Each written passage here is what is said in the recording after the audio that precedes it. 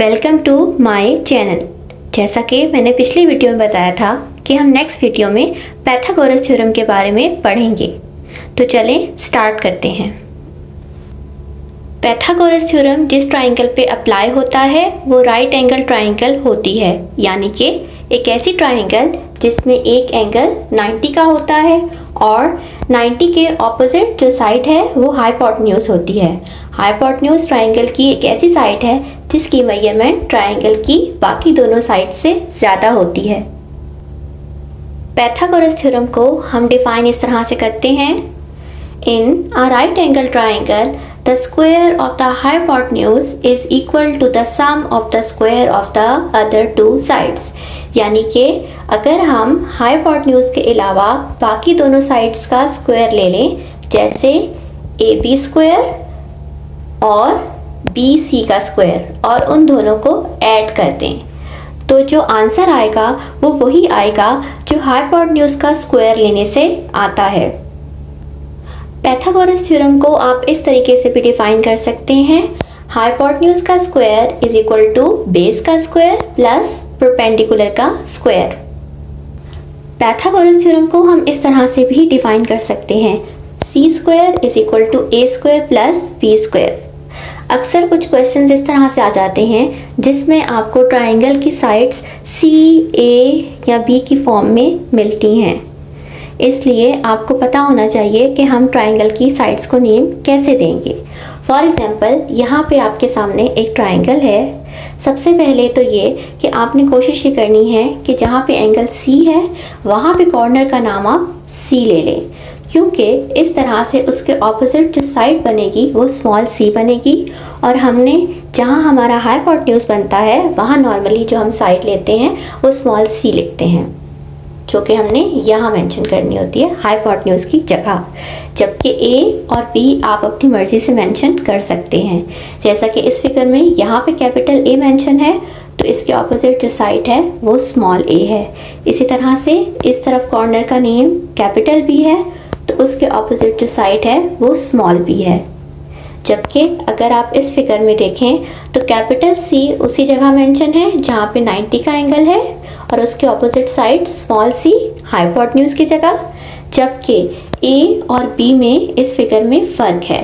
पिछले फिगर में ए यहाँ नज़र आ रहा था आपको, जबकि ए यहाँ आ गया, जिसकी वजह से ऑपोजिट साइड स्मॉल ए और कैपिटल बी के ऑपोजिट साइड स्मॉल बी बन गई है।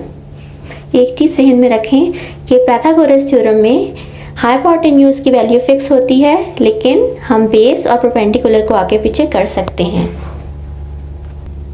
इस फिगर में आपको एक ट्राइंगल दिया गया है जिसकी तीनों साइड्स आपको नज़र आ रही हैं, और यहाँ ये प्रूव किया गया है कि किस तरह से हाइपोटेन्यूज का square is equal to base square plus perpendicular square के इक्वल होता है।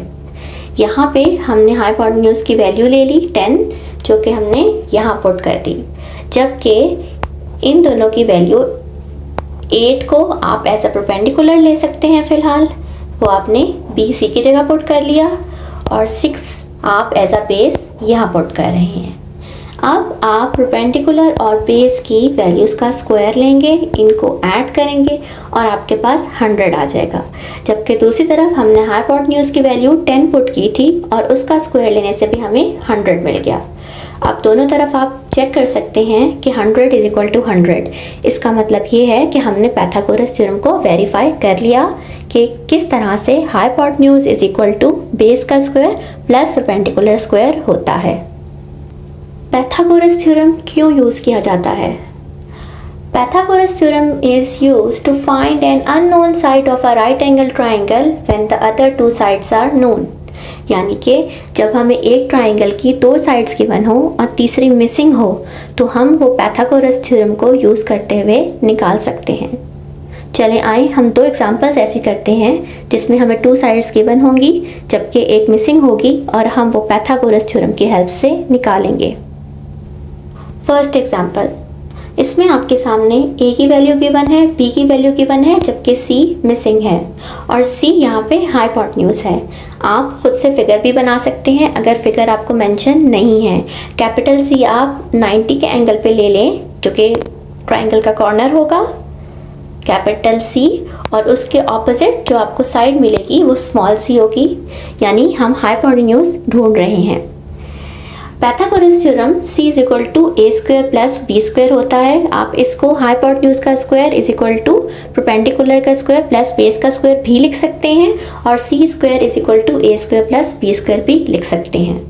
आप यहाँ वैल्यूज पुट कर दें, A की जगह 3, B की जगह 4 और C को C ही रहने दें। इसके बाद इन दोनों का स्क्वायर ले लें, 3 का स्क्वायर 9, 4 का स्क्वायर 16, इनको आप ऐड करेंगे 25।